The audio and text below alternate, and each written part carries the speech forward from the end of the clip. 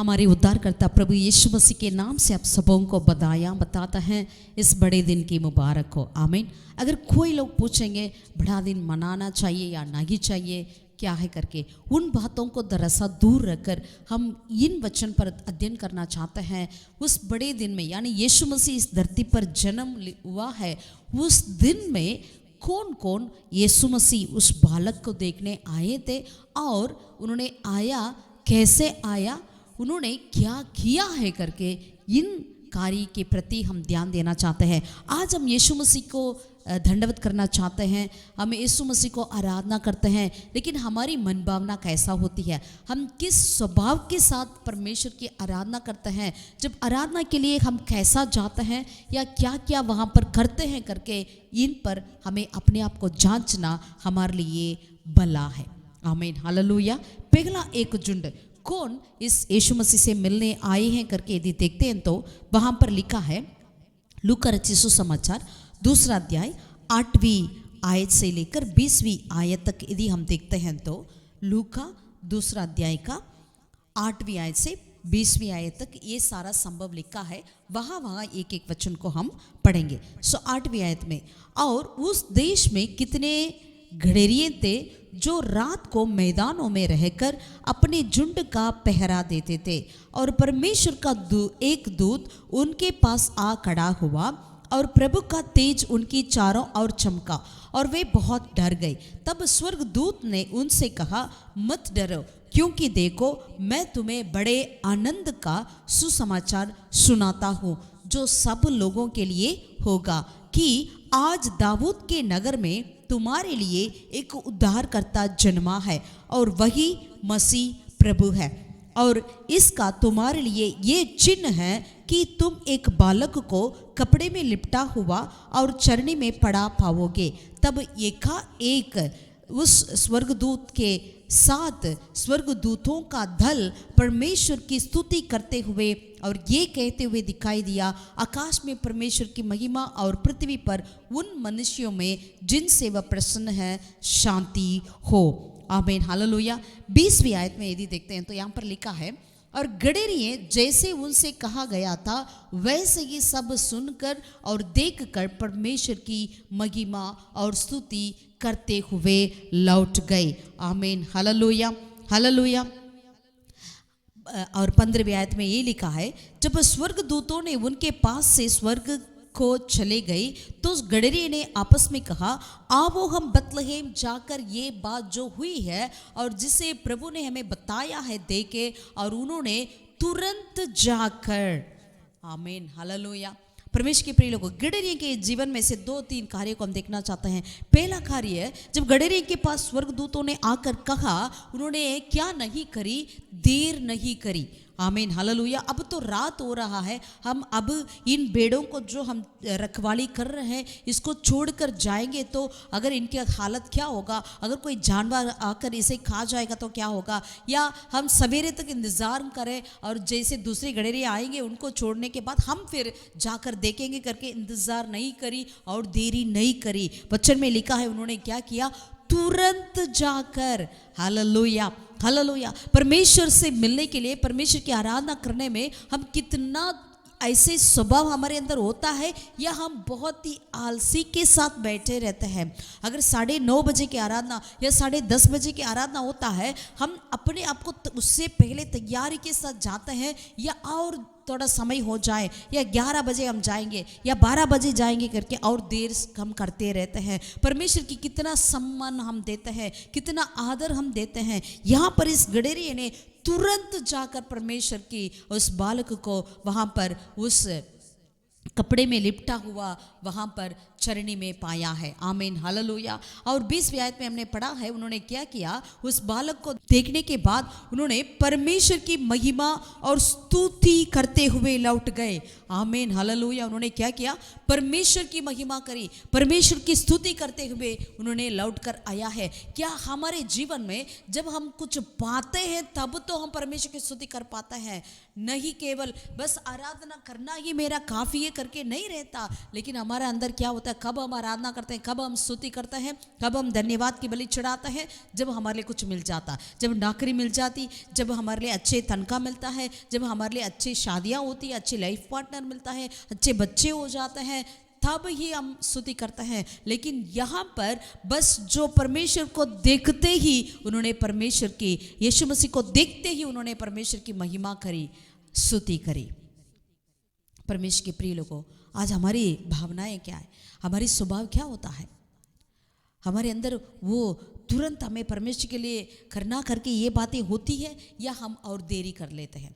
सो पहले कार्य उन्होंने, गडेरी ने तुरंत गया, और दूसरा कार्य उन्होंने क्या किया, परमेश्वर की महिमा करी और स्तुति करी। और तीसरा कार्य उन्होंने क्या किया है, 17वीं आयत में लिखा है, इन्हें देखकर, यानी वो चरनी में उस बालक को पड़ा हुआ देखकर उन्होंने क्या किया है, उन्होंने वह बात जो इस बालक के विषय में उनसे कही गई थी प्रकट की।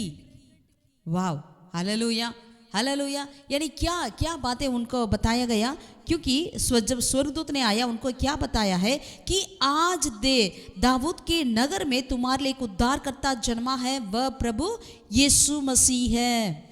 आमीन, हालेलुया। ये किसके लिए ये समाचार है? देखो, मैं तुम्हें बड़े आनंद का सुसमाचार सुनाता हूँ जो सब लोगों के लिए होगा। यानी सब लोगों के लिए ये सुसमाचार अब पहले गडेरी के पास आ पहुंचा है। तो गडेरी ने क्या किया, 17वीं आयत में हमने देखा है, उन्होंने क्या किया, इन सारी कई बातों को उन्होंने सब लोगों के पास प्रकट की। हालेलुया। किसको प्रकट किए होंगे? आप दरअसल सोचिएगा, कल्पना कर कर देखिएगा, जब तक उन्होंने बेथलेहेम जाकर उस बालक को देखे होंगे, तब तक बीच रास्ता में सभी के साथ उन्होंने प्रकट करते हुए जाते होंगे। जब वापस आ रहे थे तब भी ऐसे ही प्रकट करते हुए वापस आए होंगे। परमेश्वर के प्रिय लोगों, केवल परमेश्वर की स्तुति करना, महिमा करना इतना ही काफ़ी करके बैठ ना जाए, वरन परमेश्वर के इस उद्धारकर्ता जन्मा है, उद्धारकर्ता वही प्रभु यीशु है करके हम सब लोगों के पास यीशु समाचार को जाकर प्रकट करें। कम से कम अपनी चारों तरफ रहने वाले रिश्तेदार, परिवार, दोस्त, उनके लिए तो प्रकट करें। आमीन, हालेलुया। परमेश्वर में आशीषित करें। गडेरी के पास वो स्वर्गदूत ने एक बात को बताया। क्या बात को बताया है? तुम्हें एक क्या चिन्ह करके वो बता रहे थे, और इसका तुम्हारे लिए ये चिन्ह है। 12वीं आयत में लिखा है, ये तुम्हारे लिए ये चिन्ह है कि तुम एक बालक को कपड़े में लिपटा हुआ और छरनी में पड़ा पाओगे। हालेलुया। ये बातें किसके पास आ पहुंच रही है? गडेरी के पास। यानी इससे बेहतर लोग और कोई नहीं हो सकता है ये चिन्ह को अच्छी तरह समझने वाले। ये कौन है? ये क्या बताया गया? कपड़े में लिपटा हुआ चरनी में पाओगे। यानी चरनी में किसको रखा जाता है? मेमने को रखा जाता है। वो भी कौन सी मेमने हैं? ऐसे बताते हैं कि यानी ये गडेरियन थे। ये कौन थे? पहले टेम्पल फ्लॉक्स, यानी यरूशलेम की मंदिर की भेड़ों को ही ये चरा करते थे। आमीन। यरूशलेम के भवन की भेड़ों को ये चरा करते थे, और उसमें से भी ये उन बलि चढ़ाने वाले मेमनों को ही यही देखभाल किया करते थे करके हमें हम देख सकते हैं। तो उन्हीं के पास आकर स्वर्गदूत ने कहा, आप कपड़े में लिपटा हुआ चरनी में एक मेमने यानी बालक को देखोगे। तो उनको तुरंत ये बातें मन में आया होगा कि क्या बातें आई होगी? तुरंत इनके मन में ये बातें आ गया होगा, तो इसका मतलब क्या है? Hallelujah, hallelujah. परमेश्वर के प्रिय लोगों, इन्होंने तुरंत पहचाना होगा यही मेमना जो है, ये बालक जो है, यही परमेश्वर की मेमना, सारे संसार के पापों को मिटाने वाले। Hallelujah, hallelujah. परमेश्वर के नाम की महिमा हो जाए। ओके, दूसरा एक झुंड जिसने प्रभु को देखने आए हैं वो है मजूसी। मत्ती रचित सुसमाचार इसका 2 अध्याय में हम सब इस सारे कहानी को जानते हैं, घटना को जानते हैं। यानी क्या हुआ? पहला आयत में लिखा है, पहला आयत से लेकर 11वीं आयत में ये सारी बातें लिखी हुई है, लेकिन हम कुछ कुछ वचन को पढ़ेंगे। पहला आयत, हेरोदोस राजा के दिनों में जब यहूदियों के बेथलेहेम में यीशु का जन्म हुआ, तब पूर्व से कई ज्योतिषी यरूशलेम में आकर पूछने लगे, यहूदियों का राजा जिसका जन्म हुआ है कहाँ है? आमीन, हालेलुया, हालेलुया। और वो क्या कह रहे हैं? क्योंकि हमने पूर्व में उसका तारा देखा है और उसका झुककर प्रणाम करने आए हैं। Praise the Lord, amen, hallelujah. ये ज्योतिषी क्या करने आए हैं वो खुद ही बता रहे हैं, अभी तक उन्होंने देखा नहीं, अभी तक उन्होंने यीशु मसीह को देखा नहीं, बालक को देखा नहीं, लेकिन क्या देखा है, उन्होंने एक तारा को देखा। तारा को देखकर ये कहां से आ रहे हैं? पूर्व से आ रहे हैं, पूर्व के देशों में से आ रहे हैं। काफी लोग होंगे पूर्व के देश में से, यहां पर 3 करके नहीं लिखा है, जो हम क्रिसमस के नाटक में देखते हैं, ऐसा 3 लोग नहीं आए, काफी लोग आए होंगे। तो उन्होंने पूर्व में से काफी लोग आ रहे हैं, वो कह रहे हैं हमें उस राजा कहाँ है, उसको हम झुक कर प्रणाम करने आए हैं। Praise the Lord. ये शास्त्री साधारण लोग नहीं है, बहुत ही पढ़ लिखने लोग हैं, यानी उनकी तारे को भी पता चलता है कौन सा तारा क्या है करके, वो नाम भी रखते थे वो तारे को। तो वो लोग क्या कह रहे हैं, हम झुक कर प्रणाम करने आए हैं परमेश्वर के प्रिय लोगों। काफी लोग हम क्या करते हैं, पहले हम परमेश्वर ये काम करें तब हम परमेश्वर को ये करेंगे। नहीं, इन्होंने अभी तक उस बालक को नहीं देखा, उस राजा को नहीं देखा, लेकिन उनके मन में पहले से ही उन्होंने योजना कर कर आ गया कि हम उसको झुक कर प्रणाम करने आए हैं। प्रेज द लॉर्ड, आमीन, हालेलुया। आज हम कितने लोग हाथ उठाकर आराधना करते हैं, कितने लोग हम झुककर दंडवत कर कर परमेश्वर की स्तुति करते हैं, कितने लोग हम घुटने पे आकर परमेश्वर की महिमा करते हैं। कितना कारण हम बताते हैं ना। लेकिन ये देखिएगा, ये शास्त्री ने क्या किया है, ये मजूसी ने झुककर हम प्रणाम करने आए हैं करके कहते हैं। हालेलुया, परमेश्वर की महिमा हो। और देखिए 11वीं आयत में क्या लिखा है उसी का, तब उसके बीच में जो बातें होती है वो सब जानते हैं, फिर 11 में पढ़ेंगे हम। यहाँ पर लिखा है, और उस घर में पहुंचकर, अभी जो यीशु मसीह का, यानी कुछ ऐतिहासिक लोग इस तरह कहते हैं, हिस्टोरियंस कहते हैं कि 2 साल लगेगा इनको, यानी अभी यीशु बालक नहीं 2 साल का होगा करके कहते हैं। तो अभी उन्होंने कहाँ पर आ रहे हैं, अभी चरनी में यीशु मसीह को नहीं देखा इन्होंने, घर में किसी घर पे रह के उन्होंने आगा देखा है। और उस घर में पहुंचकर उस बालक को उसकी माता मरियम के साथ देखा। यहाँ पर अभी यूसुफ को बातें नहीं लिखा है, केवल मरियम का लिखा है। और दंडवत होकर बालक की आराधना की। हालेलुया। ये शास्त्रियों ने क्या किया, सारे शास्त्रियों ने दंडवत किया, उस बालक को दंडवत कर कर, और क्या किया है, उन्होंने आराधना किया है। आमीन। और इतना ही नहीं, और अपना अपना थैला खोलकर उसे सोना और लोबान और गंधरस की भेंट चढ़ाई।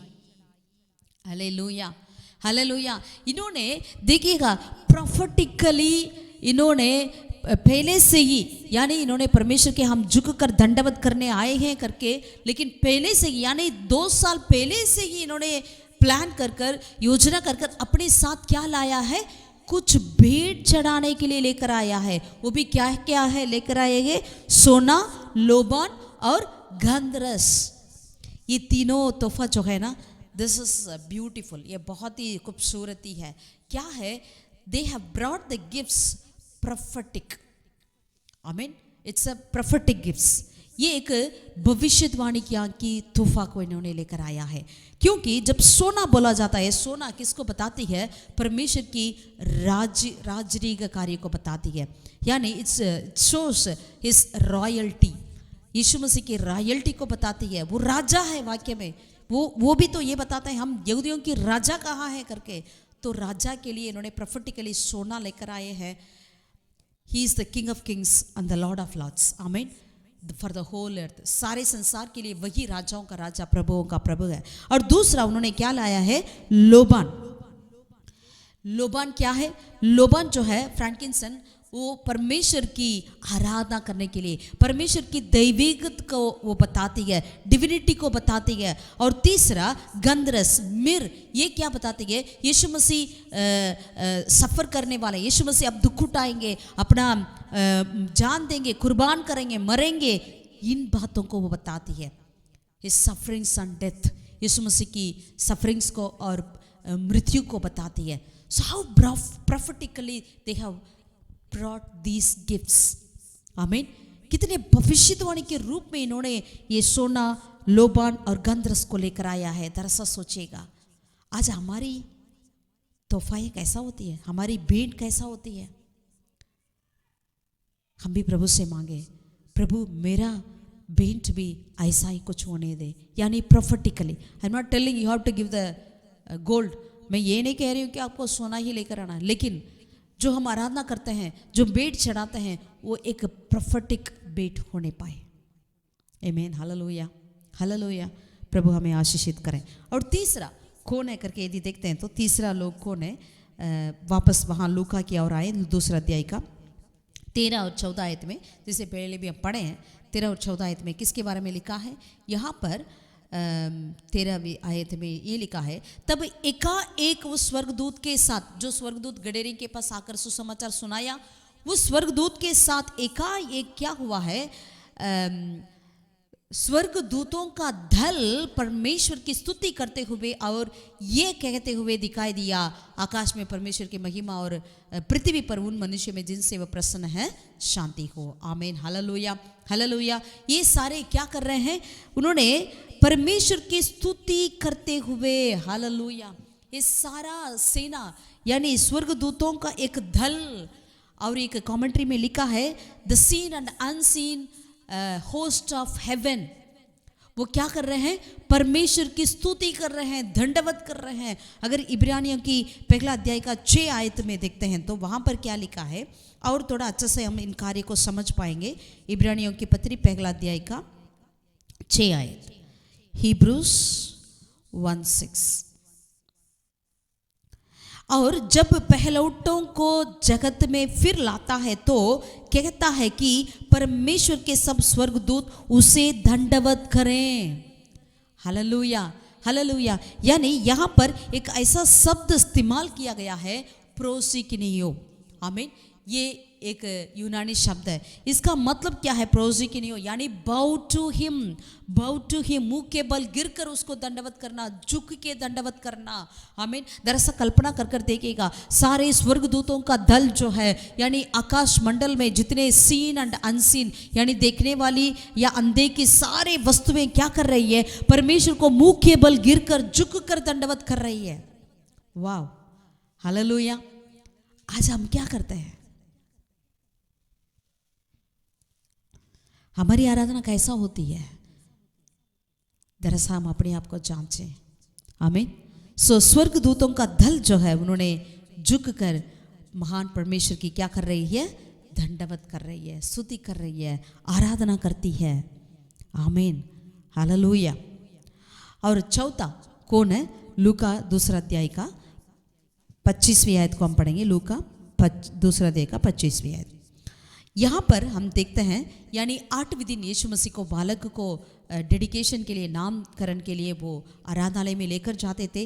तब वहाँ पर कौन आया? और उस समय यरूशलेम में सामोन नामक एक मनुष्य था, और वह मनुष्य धर्मी और भक्त था और इज़राइल की शांति की प्रतीक्षा कर रहा था, और पवित्र आत्मा उस पर था। और पवित्र आत्मा के द्वारा प्रकट हुआ कि जब तक तू प्रभु की मसीह को देखना लोगे तब तक मृत्यु को ना देखोगे। तो 28 में लिखा है, तो उसने उसे अपनी गोद में लिया और परमेश्वर का धन्यवाद करके कहा, आमीन। अब वो यानी एक बूढ़ा व्यक्ति जिसने अपनी मृत्यु की दिन के लिए इंतजार कर रहा है, तो कितना बूढ़ा करके हम समझ पाएंगे, लेकिन वो भक्ति था, धर्मी था, परमेश्वर की आत्मा उन पर था। वो वहाँ पर आया है जब मरियम और यूसुफ यीशु मसीह को वहाँ पर आराधनालय में लेकर आ रहे थे, भवन में, प्रभु के भवन में। तो वहाँ पर आया, उन्होंने यीशु को गोद में लिया और क्या किया? परमेश्वर का धन्यवाद करा। Hallelujah, hallelujah. परमेश्वर के प्रिय लोगों, परमेश्वर की धन्यवाद करने के लिए, परमेश्वर की बलि चढ़ाने के लिए हमारे लिए उम्र कोई ऐसा कार्य नहीं बनता है। कोई भी उम्र हो, हम परमेश्वर की स्तुति कर सकते हैं, परमेश्वर की स्तुति करना भी है। आमीन, हालेलुया, हालेलुया। ओके, और एक व्यक्ति के बारे में देखेंगे, उसने क्या किया? उसी अध्याय का 36, 37, 38 को हम पढ़ेंगे तो यहाँ पर ये लिखा है, और आशेर के गोत्र में से हन्ना नामक फनुएल के बेटी एक भविष्य वक्तिनी थी। वह बहुत बूढ़ी थी और ब्याह होने से बाद 7 वर्ष अपने पति के साथ रह पाई थी। वह 84 वर्ष का विधवा थी और मंदिर को नहीं छोड़ती थी, पर उपवास और प्रार्थना कर करके रात दिन उपासना किया करती थी। और यह उस घड़ी वहां आकर, आमीन, कितना सारा विवरण लिखा गया है, कितना उम्र है, कितने साल अपने पति के साथ रहती थी, फिर क्या कर रही थी, परमेश्वर के भवन में उपवास प्रार्थना आराधना के साथ बनी रहती है करके 84 उम्र का है, सारी बातें लिखा है, कौन सा गोत्र का है, इसका नाम क्या है, सारी बातें लिखा हुआ है। ये हन्ना क्या कर रही है, और वह उस घड़ी वहां आकर परमेश्वर का धन्यवाद करने लगी। इतना ही नहीं, आगे लिखा है, और उन सभी से जो यरूशलेम के छुटकारे की प्रतीक्षा कर रहे थे उसके विषय में बातें करने लगी। Hallelujah, hallelujah, hallelujah. परमेश्वर की केवल इन्होंने परमेश्वर की स्तुति नहीं करी, महिमा नहीं करी, वरन उन बातों को उन सबके साथ बांटने लगी। जो प्रतीक्षा में थे उन सभी के साथ बांटने लगी। आमीन, हालेलुया, हालेलुया। परमेश्वर के प्रिय लोगों, आज बड़े दिन यदि आप मनाते हैं, मैं आपसे निवेदन करती हूँ, केवल आज नहीं, हर दिन मनाइए। साल में एक बार नहीं, पूरे साल भर मनाइएगा। लेकिन कैसा मनाना है?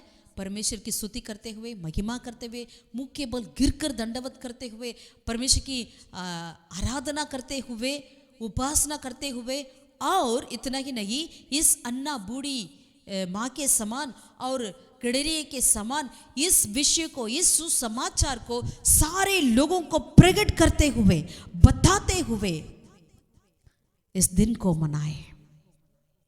आमीन, हालेलुया। अपने दोस्त, अपने रिश्तेदार, अपने परिवार वाले, अपने आस पड़ोस रहने वाले, उनको तक इस सुसमाचार को सुनाएं। आपके लिए एक उद्धारकर्ता जन्मा है जिसका नाम यीशु मसीह है। 2000 साल पहले उन्होंने सफ़र किया, मारा गया, गढ़ा गया, तीसरा दिन जी भी उठा। यदि कोई उन पर विश्वास करे वो उनको उद्धार करता है। जो कोई यीशु का नाम लेता है वो उद्धार पाता है। आमीन, हालेलुया, हालेलुया। परमेश्वर के प्रिय लोगों, वो आज हमारे बीच में वो वास करता है सच्चाई से और अनुग्रह के साथ। आमीन। इस सुसमाचार को लेकर सब लोगों के साथ बांटें। गरीब वो नहीं जो पैसे की कमी रहता है, गरीब वो है जिनके मन खाली पड़ा है, जिन्होंने इस शांति के लिए, इस शांति की राजकुमार की तलाश में है, वो गरीब है। आज क्यों ना इस सुसमाचार को ले जाकर हम सबके साथ बांटें। इस बड़े दिन को ऐसा ही मनाइएगा, ना केवल आज, सब दिन। आमीन, सारे दिन ऐसा ही मनाएं। आमीन। परमेश्वर आप सबको आशीर्वाद करें, परमेश्वर के नाम की महिमा हो जाए। यदि हमारी सबसे बड़ी आवश्यकता जानकारी होती तो परमेश्वर ने हमारे लिए एक शिक्षक को भेजा होता। यदि हमारी सबसे बड़ी आवश्यकता टेक्नोलॉजी होता है तो परमेश्वर ने हमारे लिए एक वैज्ञानिक को भेजा होता। यदि हमारी सबसे बड़ी ज़रूरत पैसा होता तो परमेश्वर ने हमारे लिए एक अर्थशास्त्री को भेजा होता। लेकिन हमारी बड़ा आवश्यकता, बड़ी ज़रूरत क्षमा थी, इसलिए परमेश्वर ने हमारे लिए एक उद्धारकर्ता को, एक छुटकारा देने वाले को भेजा है। वही प्रभु यीशु है। आमीन, हालेलुया। प्रभु हम सबको आशीषित करें। God bless you all. Take care.